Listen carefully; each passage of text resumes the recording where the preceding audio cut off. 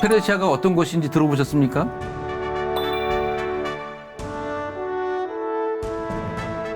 인간이 세운 제국들이라는 것은 영원하지 않다. 이사야 말한 대로 풀에 지나지 않습니다.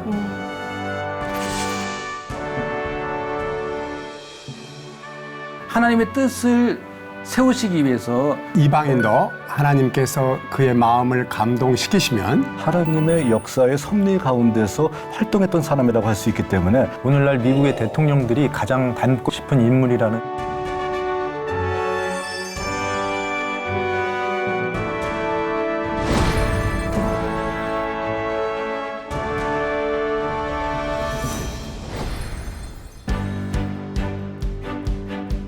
C채널 창사 15주년 특집 페르시아를 이야기하다.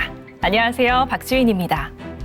황금의 제국이라 불렸던 페르시아, 그 찬란한 문명 속에 얼마나 흥미진진한 이야기가 펼쳐질지 벌써부터 기대가 되는데요. 이번 여행을 도와주실 네 분의 특별한 교수님들을 모셨습니다. 먼저 서울장신대 윤동량 교수님입니다. 안녕하세요. 예, 안녕하세요. 서울장신대에서 구약을 가르치고 있고 고대 근동과 군동의 종교와 역사에 관심 갖고 있습니다. 네, 반갑습니다. 이어서 영남신대 오태경 교수님입니다. 안녕하세요, 교수님. 네, 안녕하세요. 영남신학대학교에서 구약을 가르치고 있는 오태현이라고 합니다. 그리고 평상시에 성지에 관심이 많이 있어서 유튜브 채널인 성화영TV, 성지 좀 아는 형 채널을 운영하고 있습니다. 제가 여기 나온다고 하니까 함께 유튜브 찍고 있는 학생들이 꼭 이거 하고 오라고 하더라고요. 뭐를요? 왜냐하면 네. 성화영TV 구독과 좋아요 진짜 부탁드린다고요. 네, 좋습니다. 성지 좀 아는 형, 이번 여행에도 특별하게 많은 도움을 주시기를 바랍니다. 이어서 기독인 문학연구원 윤구경 교수님 모셨습니다. 안녕하세요, 박사님. 네, 안녕하세요. 기독인문학연구원에서 상임연구원으로 있는 윤구경입니다. 저는 그 고대 팔레스타인 지역과 이스라엘 포로기 이후의 시대를 연구하고 있습니다.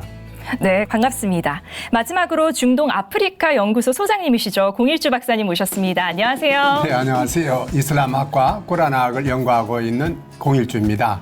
저도 중동 아랍 지식 채널을 운영하고 있는데요. 네, 좋아요를 한번 눌러주시면 좋을 것 같아요. 네. 네, 좋습니다. 좋아요와 구독 꼭 눌러주세요. 이렇게 교수님들과 인사만 나눴는데도 벌써부터 제가 든든하거든요. 이 성경을 보면은 페르시아를 바사 제국이라고 표현을 하는데 이 최근 강남에서 핫한 커피가 또 바샤 커피거든요. 혹시 바샤 커피라고 들어보셨어요?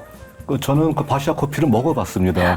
언제 어떻게 먹어봤냐면 네. 저희 아들이 싱가포르를 그 출장 갔다 온 다음에 뭐 싱가포르에서 제일 좋은 커피다라고 해서 바샤 커피를 가져왔더라고요. 그런데 얼마 전에 그 강남 지역에서 이것이 새롭게 론칭이 된다라고 하는데 되게 비싸더라고요. 뭐 한 잔에 15,000원 이상 그리고 또 한 포트에 48만 원이나 된다고 맞아요. 깜짝 놀랐어요. 네, 아니 저도 들었는데 이게 100g당 140만 원이나 하는 고가의 커피라고 하더라고요.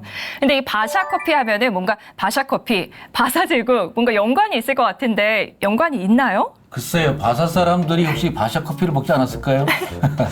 이건 아재개가 아닌가요?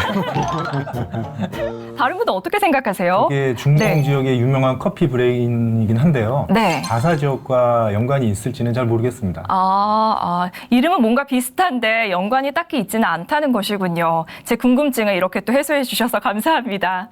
그럼 이렇게 네 분의 전문가와 함께하는 C채널 창사 15주년 특집 페르시아를 이야기하다. 이제 본격적으로 시작해 보겠습니다.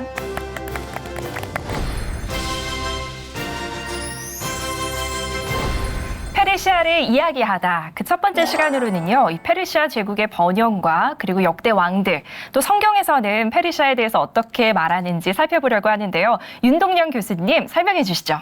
성경에서는 페르시아를 바사라고 이렇게 말을 하고 있는데요. 네. 당시 이제 페르시아가 통치했을 때 구약 성경이 대부분 집필되었습니다. 성경에 집필했던 그 시기는 이스라엘에게서도 아주 중요하고 특히 우리 기독교인들에게 아주 중요하다고 우리 생각할 수 있습니다. 혹시 페르시아가 어떤 곳인지 들어보셨습니까? 저는 페르시아 하면은 뭔가 화려하고 또 아름다운 장식품이라든지 또 웅장했던 궁전 같은 게 떠오르거든요. 보통 많은 분들이 페르시아 하면은 그런 나라를 연상하기 아주 쉽다고 우리가 볼 수 있겠는데요. 그러면 지금부터 페르시아가 어떤 곳인지 자세히 알려드리도록 하겠습니다.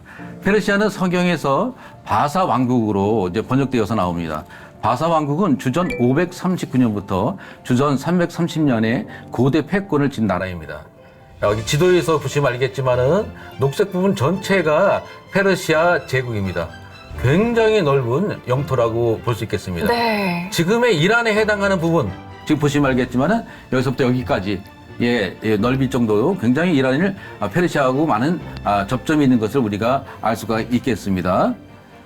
이스라엘 역사하고 우리가 비교해 보면은 이스라엘은 주전 722년에 아수르에게 멸망하고 587년에 남유다가 바벨론에게 멸망을 당하게 됩니다. 그리고 바벨론이 페르시아에게 멸망당해서 539년에 페르시아의 지배를 받게 됩니다. 그렇군요. 이렇게 계속 듣다 보니까 페르시아에 대한 궁금증이 쏙쏙 올라오는데요. 이 페르시아는 어떤 곳이었는지 정말 궁금합니다. 이 이란 남부 파르스 지방에 가면 고대 도시의 유적이 남겨져 있는 곳이 있다고 하는데요. 지금 저와 함께 화면으로 만나보시고 다시 이야기를 이어가도록 하겠습니다. 세계 문화유산 중 하나로 엄청난 규모를 자랑하는 페르세폴리스. 페르세폴리스는 BC 522년 다리오 왕 시대부터 150여 년간 페르시아 왕들이 계속 지어나간 궁전입니다. 알렉산더에 의해서 이게 파괴가 됐으니까 앙상하지만 그 2500년 전에는 정말 우아하고 화려하고 장대한 궁을 보면서 오는 거죠. 지금 저 들어가면서 저걸 이제 만국의 문이라고 하는데, 그러니까 뭐 온갖 세계에서 온 식민지의 조공을 바치러 온 나라들이 이제 그 사신단들이 저 문을 통해서 다리오 왕에게 나가는 거죠. 저 위로 계단으로 올라가가지고. 계단이 110개랍니다. 하나씩 올라가면서 이제 왕을 만난다는 그 긴장과 기대감이 있었던. 그럼. 여기 오면 다 기가 죽는 거지. 그렇죠. 저게 이제 20m 높이에 72개의 기둥으로, 그리고 완벽하게 지붕이 덮여 있으니까 그 안은 정말 이 황홀하고 위험이 있었을 것 같아요. 한번 이제 들어가 보시죠. 어마어마한 거지. 규모 하나만으로도 압도되는 페르세폴리스. 성경에서 바사제국으로 불리는 고대 페르시아는 성경의 고레스 왕부터 다리오 왕, 아에수에로 왕, 아닥사스다 왕의 역사를 소개하고 있는데, 이 왕들이 통치했던 흔적이 페르세폴리스에 고스란히 남아 있습니다. 와, 정말 거대한 도시가 존재했었다니 이렇게 보기만 해도 정말 굉장하다는 생각밖에 들지 않는데요. 다른 교수님도 어떻게 보셨어요? 예, 실제로 저 도시와 궁전들이 지금 남아있다면 정말 굉장하겠구나 그런 생각이 듭니다. 맞아요. 또 이 페르세폴리스는 고레스부터 시작해서 캄비세스, 그리고 다리오 왕, 그리고 아하수에로 왕까지 여러 왕조를 거치면서 공사가 진행되었기 때문에 오랜 시간 동안 많은 인력이 투입된 만큼 굉장히 크고 장엄하고 아름다운 도시였을 것 같습니다. 이렇게 듣기만 해도 정말 굉장히 화려하고 또 역사적인 의미가 깊었을 것 같은데요. 이 페르세폴리스 어떤 도시였는지 설명해 주시겠어요? 예, 페르세폴리스는 고대 페르시아 아케메네스 왕조의 수도입니다. 현재 이란 시라지에서 북동쪽으로 40km 가량 떨어진 곳에 있는 고대 유적지인데요. 웅장한 왕국 복합 단지라고 보시면 되겠습니다. 고대 페르시아인들은 이 도시를 페르시아인들의 도시라는 뜻의 파르스라고 불렀는데, 그리스 말로 이것을 옮기면은 페르시아인들을 뜻하는 페르세, 그리고 도시를 뜻하는 폴리스의 합성 명사라고 볼 수 있겠습니다. 그래서 그 이름이 지금까지 내려오고 있습니다. 현대 고고학자들에 따르면은 페르세폴리스는 기원전 518년부터 건설되었다고 하는데요. 아마도 메소포타미아 관련 유적이 있는 것으로 보아서 건설 연대는 훨씬 이전일 가능성도 아주 높습니다. 최초로 이 도시를 정한 것은 고레스 2세이지만 다리오 1세부터 궁전과 테라스 등 본격적으로 건설하기 시작해서 그의 아들 크세스 1세가 완성했습니다. 이곳은 아케메네스 왕조가 끝날 때까지 부분적으로 공사가 끊이지 않을 정도로 아주 거대한 공사였습니다. 그러나 기원전 333년경 마게도니아의 왕국의 알렉산더 대왕이 페르시아를 침입하게 되었을 때 페르세폴리스는 최후를 마주할 수밖에 없었습니다. 알렉산더는 페르세폴리스에 쳐들어가서 몇 달간 보물들을 다 탈취하고 도시를 폐허로 만들 것을 명령했고, 크세르크세스 1세의 궁전은 잿더미로 변하게 되었습니다. 이것은 페르시아의 크세르크세스 1세가 그리스 페르시아 전쟁 당시에 아테나의 아크로폴리스를 불태운 일에 대한 복수라고 우리는 볼 수 있겠습니다. 그렇군요. 예. 페르세폴리스는 알렉산더의 사후 셀레쿠스 왕조 치하에 페르시아에서도 여전히 수도로 있었지만 점차 폐허로 변할 수밖에 없었습니다. 1971년 이란 정부는 페르시아 왕조 창건 2500주년 기념식을 이곳에서 거행했는데요. 1979년 유네스코는 이곳을 세계유산으로 지정했습니다. 오. 페르세폴리스 유적은 그 중요성과 가치로 인해서 독특한 고고학적 유적으로 평가받고 있습니다. 잠시만요, 교수님. 저 질문이 있는데요. 이 이스라엘 백성이 페르시아의 포로로 잡혀갔었잖아요. 그럼 이 페르시아 제국하고 또 어떤 연관이 있을까요? 직접적인 관련성은 없지만 그래도 간접적으로 많은 관련성이 있습니다. 네. 이스라엘 백성이 페르시아 지역에 도착했다는 기록이 처음 등장하는 것은 열왕기하 17장 6절입니다. 호세아 9년에 아스르 왕이 사마리아를 취하고 이스라엘 사람을 사로잡아 아수르로 끌어다가 할라와 고산 하숫구와 메대 사람의 여러 고을에 두었더라라고 하였습니다. 성경에서 이스라엘 백성들이 맨 처음으로 페르시아 지역에 가게 된 것은 주전 722년 아수르 사람들에 의해서 북이스라엘이 멸망당해서 포로로 끌려가기 시작한 때부터입니다. 그리고 또 587년에 남유다가 바벨론에 의해서 멸망하게 되었는데 그때도 바벨론 포로로 끌려갔던 사람들 중에 일부가 이쪽 페르시아 지역으로 강제 이주되지 않았을까 이렇게 추정할 수 있겠습니다. 페르시아 제국은 539년에 세계 역사에 나오지 않기 때문에 이스라엘 백성이 이 페르시아 지역에 가게 된 것은 사실 페르시아 제국과는 직접적인 관련성이 있다라고 우리는 볼 수가 없습니다. 그렇군요. 이렇게 또 제 궁금증을 해소해 주셔서 감사합니다. 듣다 보니까요. 다른 분들도 혹시 궁금한 게 있지 않을까 싶은데요. 궁금한 거 네. 있습니다. 사실 페르시아가 바사라고 성경에 나와 있기는 하지만 네. 어떻게 기록되어 있는지는 좀 모르는 분들도 있을 거예요. 그래서 바사가 구약 성경에는 어떤 나라로 기록되어 있는지를 알려주시면 좋을 것 같습니다. 예, 아수르는 이제 그들이 식민지로 삼고 있는 나라의 많은 민족을 데려다가 전국으로 흩어버렸습니다. 이건 아수리의 전형적인 그 민족의 이주 정책이었는데요. 이들은 자기가 정복한 나라의 백성들을 타국으로 이주시키고 그리고 그쪽에 정복한 나라의 백성들을 또 다른 쪽으로 이동시키는 그런 인구 정책을 펼쳤습니다. 그리고 이제 BC 586년에 남유다가 바벨론에게 이렇게 멸망하게 되자 바벨론은 수많은 왕족과 귀족들을 이제 데려가게 됐습니다. 아수르하고는 정책이 좀 바뀌었죠. 네. 하지만 고위 관료들을 이렇게 데려간 것을 알 수가 있습니다. 이때 페르시아는 포로로 잡혀갔던 사람들 중 많은 민족의 문화와 종교에 대해서도 많이 관여를 했는데요. 특별히 유다 민족들에게 예루살렘으로 돌아가서 성전을 지으라고까지 이야기를 하게 됩니다. 그래서 성경에서는 페르시아 제국에 대해서 긍정적으로 평가하고 있습니다. 네, 교수님 말씀 감사합니다. 그럼 이쯤 되면은 시청자분들도 페르세폴리스에 대해서 궁금할 것 같거든요. 그래서 페르세폴리스 고대 유적지를 준비했는데요. 이 화면 함께 보시고 다시 대화를 이어가도록 하겠습니다. 3대에 걸친 왕들의 손에 의해 완성된 궁전. 페르시아를 통해 동양과 서양의 만남이 이루어졌는데 특별히 페르시아 시대의 석조 건물 기술이 로마로 건네졌으니 페르세폴리스는 역사적으로는 물론 건축학적으로도 상당한 가치를 지니고 있습니다. 모든 지방에서 임금에게 바치는 조공은 유일하게 이곳에서만 받았다는. 이야, 한번 보시죠, 목사님. 야, 조공을 바치러 온 각국의 사신단들이 이 문을 통해서 이제 입궁을 하는데, 열이 들어가는. 예. 다니엘서에 나오는 환상이 바로 저게 있는 이 문에 있는 저 동물입니다. 다니엘이나 에스겔이 말한 네 동물의 환상 중에 본 거를 이곳에서는 실제. 여기서만 보는 거예요. 예. 이게 뭐냐 하면 이 몸은 황소, 그리고 얼굴은 사람, 그리고 날개는 새 날개. 독수리, 새 예. 날개. 그렇죠. 그리고 사자의 발톱은 사자의 발. 사자의 발. 예. 예. 하나님 없는 이 모든 힘은 사람이든 동물이든 예. 형상이든 무너지게 돼 있어요. 인도에서 이집트까지 수많은 나라가 페르시아의 힘에 굴복해 찾아왔고 망국의 문을 통해 조공을 바치던 길.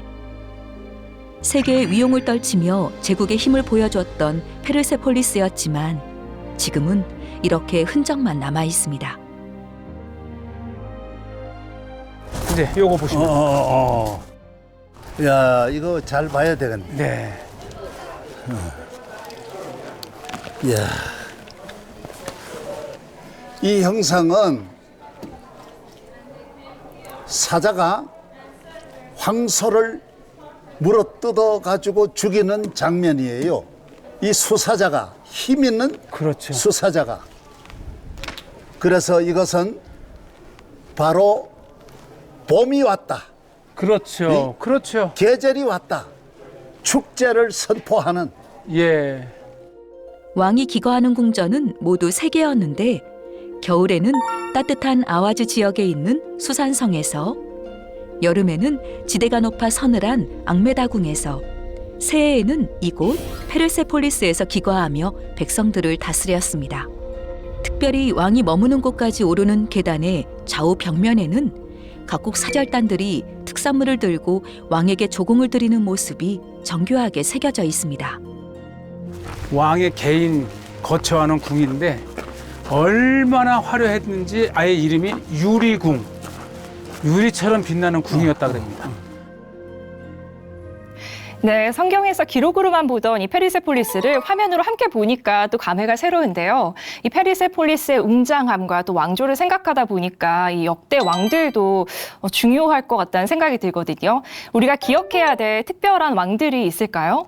가장 중요한 왕은 바로 고레스 왕입니다. 고레스 왕은 바벨론을 점령한 사람이에요. 네. 그런데 바벨론을 점령한 다음에 그 전에 바벨론에 의해서 포로로 잡혀온 모든 사람들에게 고국으로 돌아갈 것을 명령했었고요. 특별히 유다 백성들에게도 고국에 돌아가서 성전을 다시 지을 것을 허락했던 왕으로 유명합니다.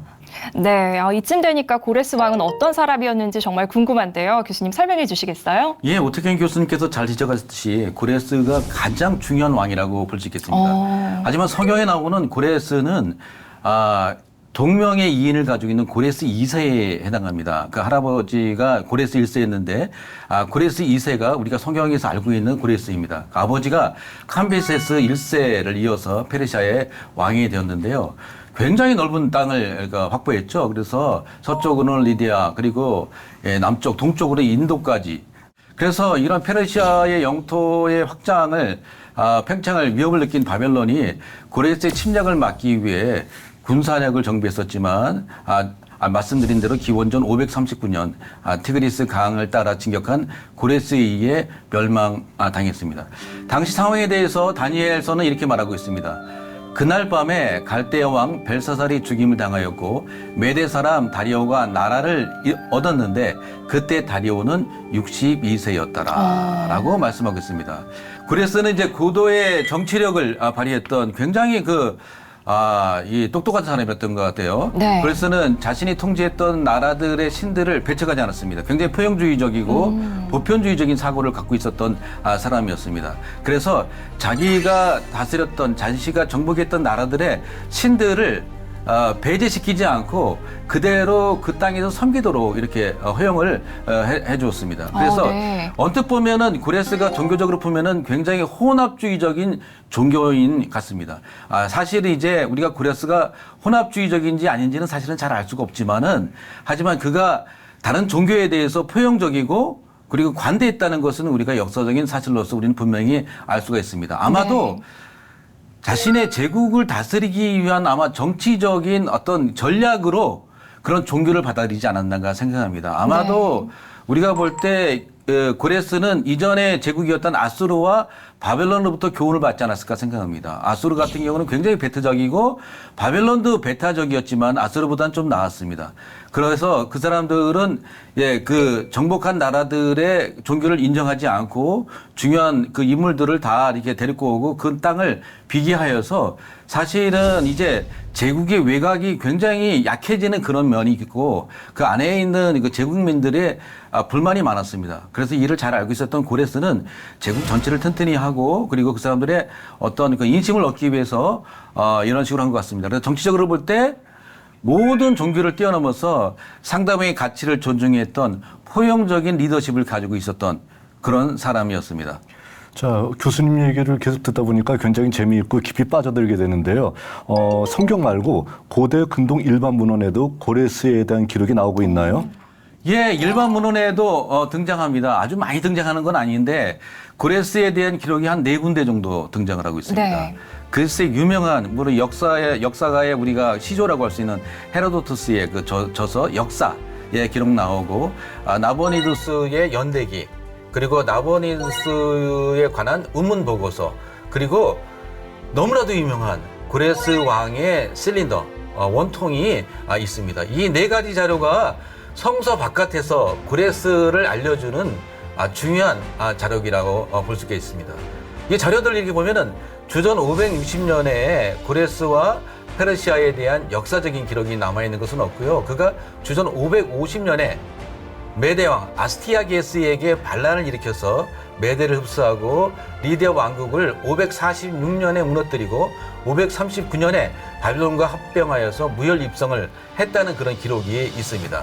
그런 기록을 보면 그가 어떤 사람이었는지 확실히 알 수 있겠네요. 말씀드린 대로 고레스는 이제 그 타국에 대해서 굉장히 그런 어떤 포용적이고 관용적이었는데 기록에 따르면 이제 고레스는 적국이었던 바벨론의 마지막 왕이었던 나보니두스를 몰아내고 바벨론 사람들의 신임을 얻게 됩니다. 그러니까 나보니두스는 당시에 바벨론 사람들은 마르둑을 섬기고 있었는데 자신은 다른 달신이라는 걸 섬기고 있었습니다. 그래서 굉장히 그 수도에 있는 사람들이 나보니두스 왕을 굉장히 안 좋아하고 나보니두스가 평생 전쟁을 하면서 계속 외곽에 수도 외의 외곽에 머물렀기 때문에 신임을 잃은 상태였습니다. 그런데 이제 고레스 왕이 이 수도에 진격하게 되니까 오히려 자신들의 진짜 왕을 찾은 것 같아서 바벨론 사람들은 굉장히 환영을 했습니다.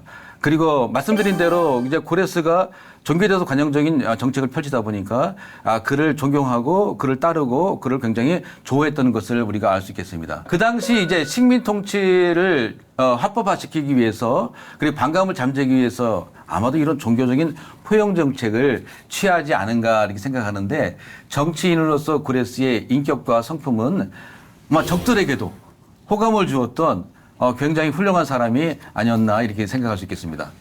그렇군요. 그럼 이 성경에서는 이 고레스 왕을 어떻게 더 구체적으로 표현하고 있을까요?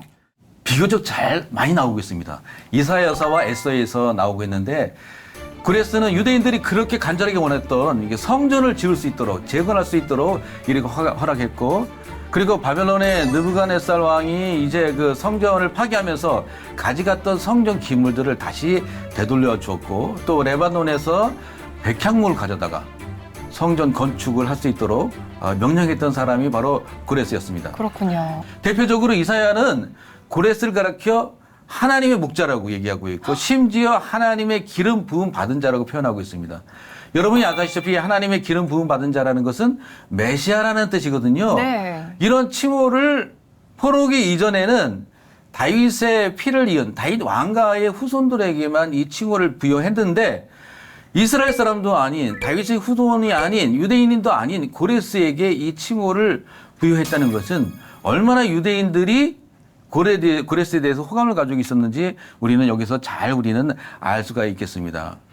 고레스는 특별히 이제 바벨론으로 이제 포로로 잡혀갔던 유대인들에게 하나님이 보내준 하나님의 기름 부음 다시 돌려보내기 때문에 그를 구원자 구세주로 생각했기 때문에 하나님의 기름 부음 받은 자라고 여겼던 것입니다. 그래서 이 고레스를 통해서 유대인들이 다시 이렇게 본국으로 이렇게 돌아가는 일이 가능해졌고 성전도 재건하는 건축하는 것도 가능해졌습니다. 그래서 이런 목자라든가 그리고 기름 부음 받은 자라는 이런 명예로운 칭호가 그에게 붙여진 것으로 우리가 보입니다. 말씀을 듣다 보니까 저는 깜짝 놀랐는데요. 이 기름 부음 받았다는 칭호를 이방인이 갖게 된 거잖아요. 정말 이게 대단한 것 같고요. 이 고레스 왕이 수도로 세웠던 파사르가드에 가보면은 이 고레스 왕궁 터에 고레스 왕의 시신이 묻힌 무덤이 있다고 합니다. 여러분 궁금하시죠? 화면으로 함께 만나보신 후에 다시 이야기 이어가겠습니다. 페르시아 제국의 첫 번째 수도였던 파사르가다에는 페르시아의 정원이란 뜻으로 현재 이란에 있는 유네스코 세계문화유산입니다. 그리고 이제 저기에 들어가서 보시면 알겠지만 정말 대평원이에요. 그 나름대로 제국의 왕이 여기로 하자라고 정한 그만한 이유가 있습니다.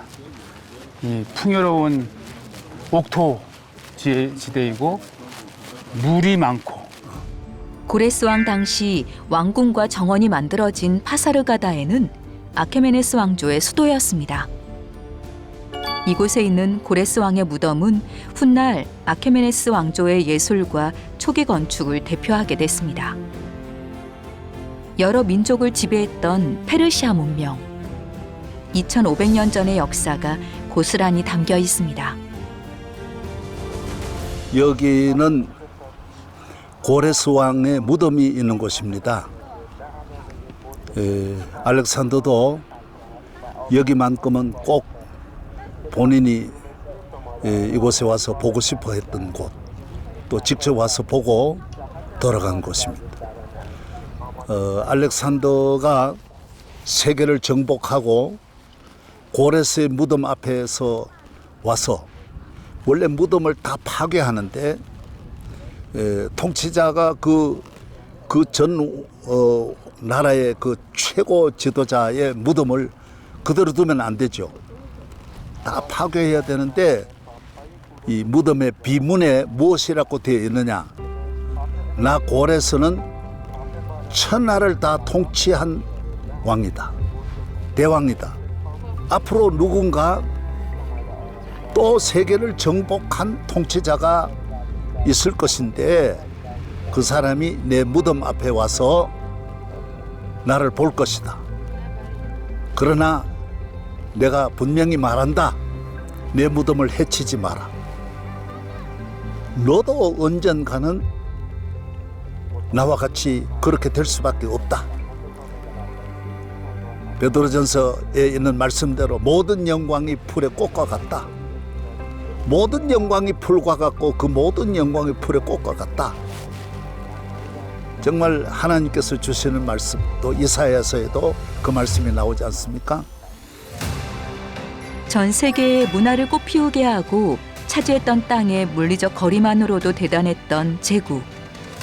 사람의 땅에서 난 이방의 왕 고레스는 포로된 유대인들을 돌려보내며 유일하게 유대인계 인물이 아닌데도 칭송을 받는 인물이 되었고, 고레스 왕을 통한 예언의 성취로 유대인들은 자신의 신앙을 더욱 확고히 하는 결과를 가져왔습니다. 사실 당대 여러 왕의 무덤과 비교해 보면 사실 피라미드, 이집트의 피라미드에 비교해 보면은 사실 그 크기가 지금 화면에서 보는 것처럼 웅대해 보이지만 작은 것입니다. 그가 무덤을 검소하게 만들어 달라는 그런 유언을 했다고 합니다. 그렇군요. 우리가 화면에서 이미 살펴봤었지만 고레스 왕에게는 이런 전설도 함께 내려오고 있습니다. 고레스가 죽고 한 200년 뒤에 마게도니아의 알렉산더 대왕이 이곳을 쳐들어왔었고요. 또 네. 이것을 원래 쳐들어왔었을 때는 고레스의 무덤을 파괴하기 위해서 쳐들어왔었는데 무덤이 보니까 생각보다 굉장히 검소해요. 네. 그리고 또 거기에 있는 비문을 본 다음에 굉장히 마음속에 울림이 있어가지고서 자기의 겉옷을 벗어서 무덤에 덮고 돌아갔다라고 하는 어떤 그런 내용이 있습니다. 화면에서도 간단하게 나왔는데 네. 제가 또 그 내용의 핵심을 다시 한번 요약해드리면요. 네. 당신이 누구든지 또 어디서 왔든지 나는 상관없다. 당신은 당신이 올 것을 나는 이미 알고 있었었다. 그러니까 나의 뼈를 감싸고 있는 이 한 줌의 흙과 이 모든 것들을 비웃지 말아달라. 너도 어차피 이런 처지가 될 것이다. 라는 바로 이런 어떤 내용입니다. 그렇군요. 예, 한마디로 무덤을 파헤치지 말라는 그런 얘기죠. 네. 예. 대제국을 건설한 대왕으로서는 어떻게 보면 굉장히 초라한 그런 무덤이었고, 알렉산더 대왕도 사실 같은 입장이어서 아마 깨달은 부분이 많았던 것 같습니다. 예, 고레스는 고대 로마 황제들뿐 아니라 오늘날 미국의 대통령들이 가장 닮고 싶은 인물이라는 그런 얘기도 있더라고요. 그렇군요. 자, 고대 이런 사상과 사고를 가진 분이 존재했다라는 것, 이거는 정말로 굉장히 드문 어떤 일이고요. 요 최근에도 고레스와 관련된 책들이 우리나라에 출판돼서 나온 게 있거든요. 그런가요? 키루스의 교육 해가지고서는요. 자, 뭐 몇 개의 어떤 그런 그 다른 어떤 번역본이 나와 있는 것 같아요. 그러니까 현재도 읽힐 정도로 멋진 리더였던 것 같습니다.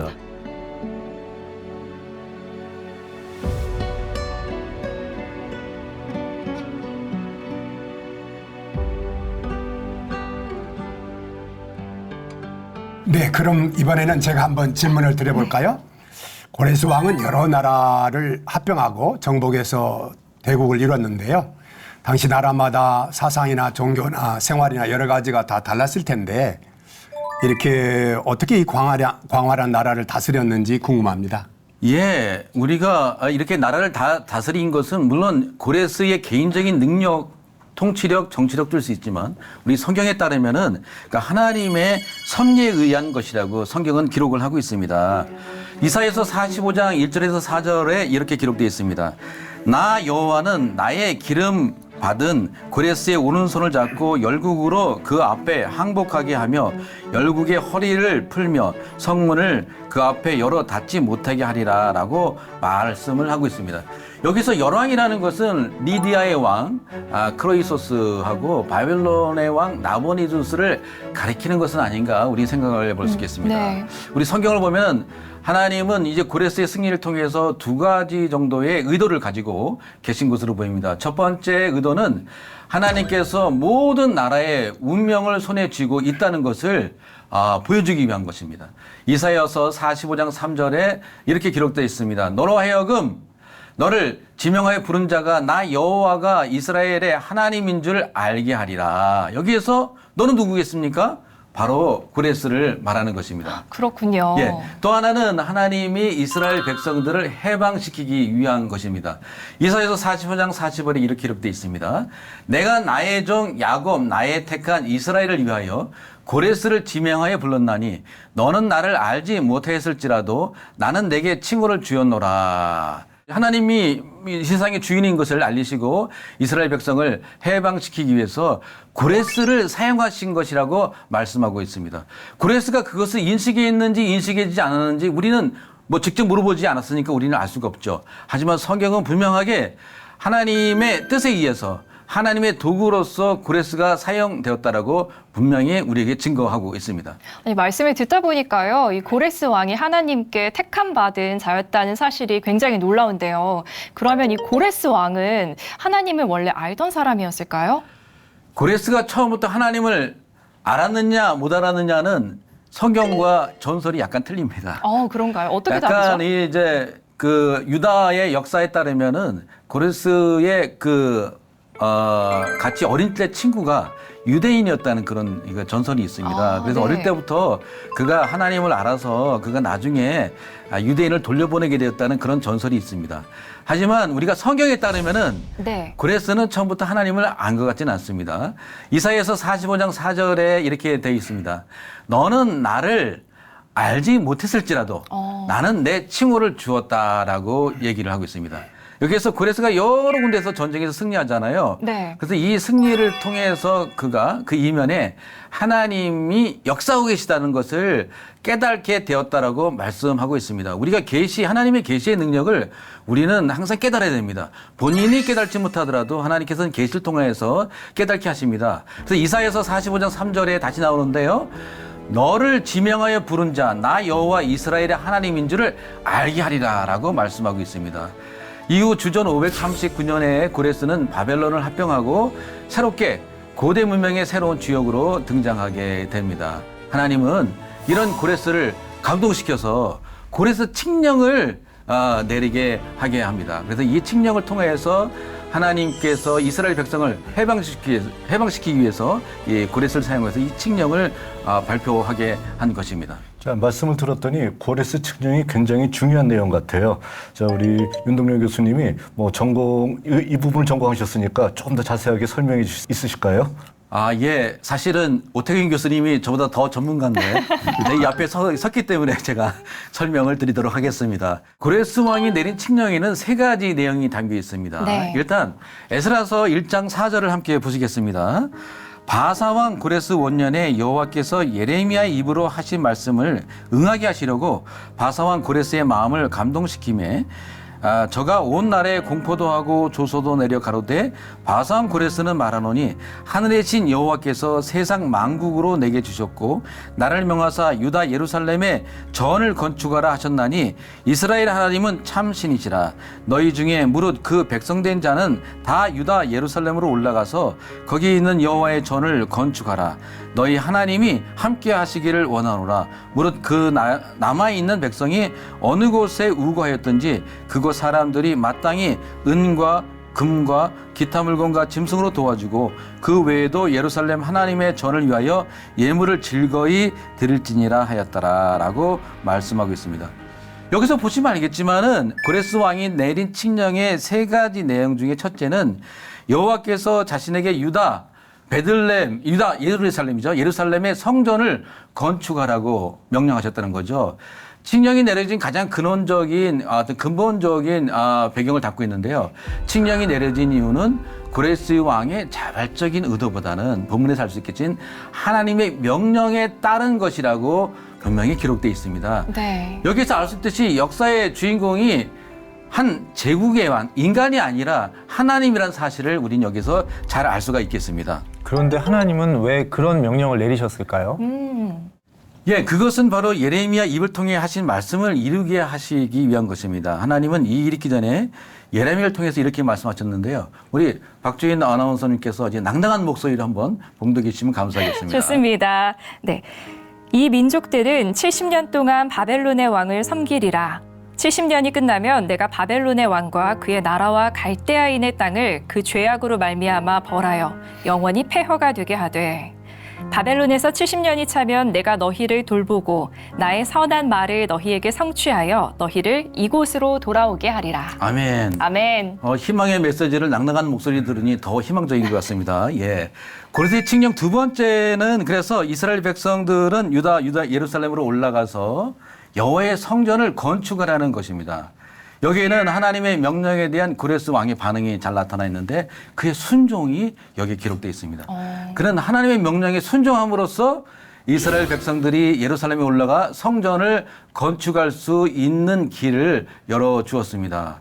그가 이렇게 순종할 수 있었던 이유는 하나님에 대한 바른 인식, 그리고 그분 앞에서 겸손한 태도를 지녔던 이런 점으로 인해서 그러한 모습을 보인 것으로 보입니다. 이런 점에서 선지자 이사야는 이 그를 가리켜서 하나님의 목자 그리고 기름 부음 받은 자라고 그 겸손함을 보시고 칭찬하시고 칭호를 내신 것 같습니다. 3번째는요. 이스라엘 백성이 머물러 사는 지역의 사람들은 그들을 도와주고 또 예루살렘에 세울 성전을 위해 예물을 기쁘게 드려라 하는 것입니다. 사실 여기에서 보면은 앞서 드린 2번째 내용엔 구체적인 실행 방안이 여기에서 제시되어 있습니다. 네. 남은 백성은 그 땅에 이스라엘 땅에 남아있는 백성이 아니라 포로로 잡혀가서 돌아오는 그런 백성을 가리키기도 합니다. 그들 대부분은 유프라데스 강 하류의 메소포타미아 평야 지대를 거주하고 있었는데 더러는 이제 페르시아 그 제국의 곳곳에 이렇게 흩어져 이렇게 살고도 했거든요. 고레스 왕은 그들과 함께 거주하는 지방 사람들에게 이스라엘 백성들이 예루살렘에 돌아갈 때 그리고 거기 도착해서 성전을 건축할 때 필요한 것들을 도와주라고 이렇게 명령을 했습니다. 저는 사실은 이거를 항상 학생들한테 가르칠 때 이런 말을 합니다.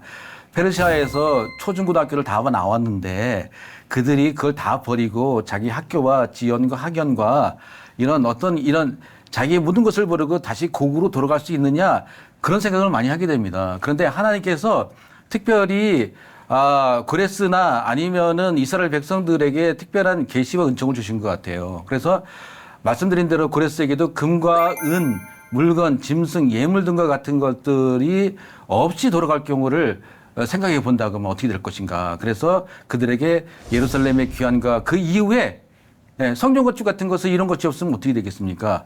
다 하나님의 다 뜻이 이미 여기에 있는 것을 우리는 알 수가 있겠습니다.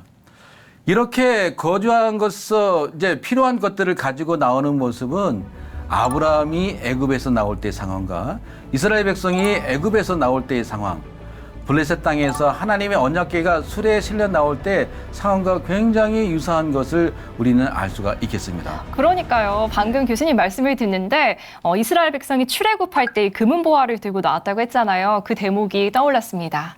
그리고 또 제가 유대인이었다면 고레스 왕을 좋아할 수밖에 없었을 것 같아요. 내 고향 땅인 예루살렘으로 돌아가게 해줘. 또 성전의 모든 기물도 되돌려주고 거기에 나아가서 무너진 성전을 건축하는 데 필요한 모든 지원을 전폭적으로 해주겠다고 하니 이거 완전 깊어서 뛸 그런 일 아닌가요? 어떻게 생각하세요? 네, 선지자 이사야 선지자가 미리 고레스가 나타나서 이런 일을 할 것이다라고 예언을 했기 때문에 많은 유대 백성들은 기대 반 또 설레임 반으로 기다리고 있었을 것입니다. 막상 그것이 현실이 되었을 때는 정말 그들은 뛸 듯이 기뻐했을 것 같아요. 그랬을 것 같습니다. 네, 그러니까요. 아무 대가도 없이 이렇게 해주겠다고 하는 고레스 왕은 도대체 어떤 사람인지 다들 우러러 봤을 것 같습니다. 근데 이렇게 이야기를 듣다 보니까요. 고레스 왕 외에도 또 우리가 기억해야 될 중요한 페르시아 역대 왕이 있을 것 같거든요. 교수님 설명해 주시죠. 예, 하나님의 섭리에서 사용하시는 왕들이 무덤이 있는데요. 한번 화면을 함께 보신 다음에 그 다음 이야기를 계속 나누도록 하도록 좋습니다. 하겠습니다. 페르세폴리스에서 북쪽으로 약 9km 떨어진 나크시에로스탐. 도로를 에워싼 돌산은 페르시아 제국 왕들의 무덤이라는데 마치 죽은 자들의 도시 같습니다.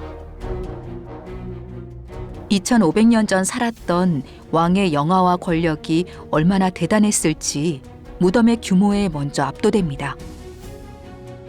돌을 쌓아서 만든 피라미드와 달리 페르시아는 돌산을 깎아서 무덤을 만들었는데 무덤 하나에 높이가 약 22m 혹은 약 18m로 무덤 주변의 다양한 돌조각들은 세월의 풍파를 겪으면서도 여전히 남아 후손들에게 2500년 전의 이야기를 들려주고 있습니다. 우리 성경에 나오는 인물은 요 세 개입니다, 목사님. 저게 다리오 왕이고요. 요게 아하수에로 왕. 요게 아닥사스도 왕. 바벨론을 정복하고 세계를 정복한 페르시아의 왕들의 무덤입니다. 바위를 파서 산 속에 얼마나 어마어마한 웅장함은 우리가 이곳에 다 볼 수가 없습니다. 지금 이곳에 보이는 무덤은 다리오 왕의 무덤입니다. 다리오는 고레스를 이어서 이스라엘의 그 성전 건축을 하다가 성경에 보면 산발랏, 도비야 뭐 이런 사마리아 사람들이 방해를 해가지고 이 페르시아에다가 이 문서를 보냅니다. 아주 거짓으로 꾸며가지고 이 나라는 옛날부터 배반을 한다. 이 궁궐을 지어가지고 다 이 당신 나라를 어렵게 할 것이다. 그래서 완전히 이렇게 상황이 바뀌어집니다. 그래서 스룹바벨의 이 모든 성전 건축이 16년 동안 멈춰 서게 됩니다. 살아있는 동안 자신을 신격화하며 신의 자리에 올라 세상을 호령했을 황제들. 무서울 것이 없었던 황제였지만 그도 끝까지 피할 수 없었던 건 죽음이었습니다. 그러니까 이 3대의 지금 무덤을 보고 계신 거예요. 지금부터 2300년 전에 이 페르시아를 점령한 알렉산더, 헬라군이죠. 알렉산더 대왕이 와서 어떻게 그럼 이게 다리오 왕이냐 했을 때 저 위에 보면 나는 누구누구의 왕이라고 하는 그 이름이 적혀 있는 걸 보면서 이미 2300년 전에 이것은 페르시아의 왕 다리오라고 하는 것을 알았죠. 공개적으로 했고. 예. 그리고 저 문에서 엄청난 이 석관에서 보물을 이 알렉산더가 가져간 거죠. 네, 페르시아 제국을 통치했던 역대 왕들의 무덤을 보고 왔는데요. 이 무덤이 어마어마하고 정말 웅장해요. 그래서 정말 이곳에 묻힌 이들이 누구인지 궁금하거든요. 예, 페르시아 제국은 짧은 기간임에도 불구하고 많은 왕들이 있었습니다. 그렇지만 우리가 기억해야 할 왕들은 이제 고레스, 다리오, 아하수에로, 이제 에스더의 남편이죠. 그리고 아닥사스다 정도가 우리가 기억할 만한 그런 왕들입니다. 뭐 이런 많은 왕들이 나와 있는데 자, 이 모든 왕들이 자기 스스로 움직였던 사람들이 아니죠. 하나님의 역사의 섭리 가운데서 활동했던 사람이라고 할 수 있기 때문에 아마도 그들은 자기가 하나님께서 그들에게 맡겨줬던 역할이 또 있었을 것 같아요. 예, 역시 복음적인 영남신대 교수님이셔서 질문도 굉장히 복음적입니다. 맞습니다. 예, 에스라 6장 14절에서 15절을 한번 보면요. 바사왕 고레스와 다리오와 아닥사스다의 조서를 쫓아 전을 건축하며 필력하되 이런 말씀이 나옵니다.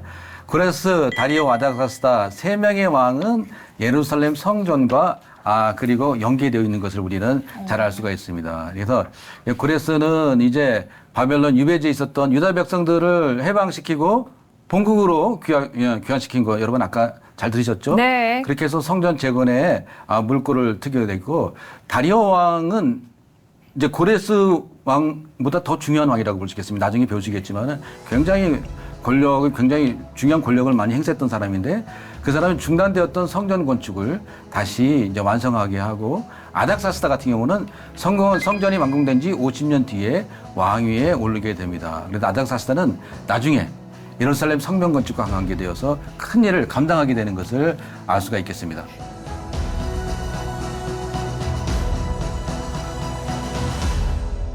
페르시아 제국이 고레스가 등장했던 539년부터 알렉산더에 의해서 멸망했던 그리고 330년까지 약 200년간 지속됐던 제국입니다. 굉장히 큰 제국이었죠. 네. 역사적으로 그렇게 넓은 영토를 차지했던 제국이 흔치 않았을 거라고 우리가 볼 수가 있겠습니다. 네. 그리고 그 권세가 영원할 것 같았습니다. 멸망할 것 같지 않았지만 페르시아 제국은 영원하지 않았습니다. 그 앞에 있었던 아시리아 제국이나 바벨론 제국도 몇백 년 정도로 그 제국을 유지하다가 사라지게 되고 그리고 알렉산더 그 대제국이라고 우리가 알고 있죠. 거기도 300년이 채 되지 않고 제국이 멸망하게 된 것을 알 수 있겠습니다. 우리가 이러한 것을 보면은 인간이 세운 제국들이라는 것은 영원하지 않다라는 것을 우리는 깨닫게 됩니다. 하나님은 유다로 시작해서 이방인 민족까지 모든 민족을 구원하시기 위해서 세상의 권력자들을 하나님의 뜻을 세우시기 위해서 하나님께서 그들을 도구로 사용하셨습니다. 그리고 하나님이 계획하시는 일을 감당하면 그 권력을 계속 유지하는 것은 아닙니다. 그 모든 일은 폐하시고 또 다른 권력을 세워서 구원의 역사를 계속해서 이끌어가고 있는 것을 우리는 알 수가 있습니다. 이런 것을 우리가 보면은 모든 권력, 우리가 지금 이 땅에서 영원할 것 같은 그런 권력이라는 것은 하나님께서 계획하신 우리 인류 구원을 위해 계획하신 역사의 도구에 불과하다는 것을 우리는 잘 알 수가 있겠습니다. 이사야 선지자가 굉장히 우리에게 교훈적인 이런 말씀을 했습니다. 모든 육체는 풀이다. 이 백성은 풀이고 풀은 마르고 꽃은 시드나 우리 하나님의 말씀은 영영이 서리다라고 말씀하고 있습니다. 아멘. 예, 여기에서 말하는 백성이라는 것은 당시에 바벨론 제국을 말하죠. 바벨론 제국이 가장 융성했을 때 이사야 선지자는 미래를 내다보면서 이 제국이 이렇게 융성함에도 불구하고 오래 가지 못할 것이라고 이렇게 예언을 하고 있는 것을 우리는 알 수 있습니다. 인간이 지닌 모든 권력, 이사야 말한 대로 풀에 지나지 않습니다. 영원한 것은 하나님의 뜻, 하나님 외에는 없고 하나님 말씀만이 영원할 뿐입니다. 지금의 우리도 하나님의 섭리 속에 있을 때 주님과 함께 영원한 생명을 얻어 우리의 인생이 복된 인생이 되는 것이죠. 이걸 우리는 이 역사를 통해서 우리는 배우게 됩니다. 아멘. 교수님 말씀을 듣다 보니까요, 이 정말 역사의 주인은 하나님이시다. 그리고 권력은 풀에 지나지 않는다는 거, 하나님의 통치하심을 조금 더 깊이 있게 깨닫는 시간이 아니었나 싶습니다. 네, 페르시아를 이야기하다 그 첫 번째 시간, 페르시아 제국의 기원과 또 번영에 대해서 이야기를 나눠보았는데요. 교수님들은 어떻게 생각하시나요? 제가 이 다음 편에 이제 강연을 준비해야 되는데 네. 우리 임동현 교수님이 워낙 잘 하셔가지고서요. 또 화면도 굉장히 잘 받으시는 것 같아요. 그래서 저도 굉장히 뭐 신경을 많이 써야 될 것 같습니다. 오늘부터 잠 자지 못할 것 같으네요. 잠은 푹 주무셔야죠. 근데 저도 워낙 재미있게 이야기를 풀어주셔서 공부가 쏙쏙 잘 되는 것 같았어요. 예, 감사합니다. 우리 오태균 교수님이 저보고 화면이 좋다고 그러는데 화면빨입니다. 다 화장을 잘해서 그렇지 실제로는 그렇지 않습니다. 너무나도 감사합니다. 아주 부족했지만 이렇게 흥미롭게 모든 내용을 들어주셔서 너무나도 감사드리고 대화 나누면서 저도 굉장히 즐거운 시간을 가졌습니다. 페르세폴리스 도시 유적과 고레스 무덤을 보면서 세상 권력과 권세는 영원하지 않지만 정말 영원한 것은 하나님밖에 없다. 그렇게 이제 다시금 깨달았고요. 정말 뜻깊은 시간이었습니다. 이제 저는 3편인데 저도 꽤 긴장이 됩니다. 공일주 소장님은 오늘 어떠셨나요? 저는 이제 4편에 제가 맡을 건데요. 역시 그 이방인도 하나님께서 그의 마음을 감동시키시면 네. 하나님께서 그를 쓰신다는 것을 볼 때 오늘 참 귀한 강의가 저희들에게 참 그 은혜가 됐습니다. 계속해서 우리가 또 좋은 강의들을 또 기대해 보겠습니다. 네, 저도 궁금합니다. 기대 많이 하면서 기다리겠습니다. 알면 알수록 더 궁금해지는 페르시아에 대한 모든 것. C채널 창사 15주년 특집 페르시아를 이야기하다. 오늘 준비한 시간은 여기까지인데요. 다음에 더욱더 풍성한 이야기 가득 안고 돌아올 테니까 여러분 잔뜩 기대해 주시기를 바랍니다. 시청해 주신 여러분 감사합니다. 감사합니다. 여기에 많은 유대인들이 거주하고 있었다는 것이죠.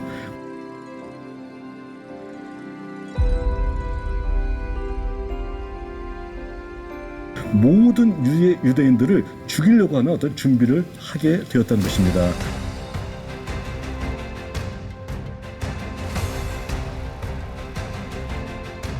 분연히 목숨을 벌려봤더니 하나님께서 그를 살려주셨다. 너희들은 어떻게 할 거냐? 너희 조상들은 이 상황 속에서 순교했다.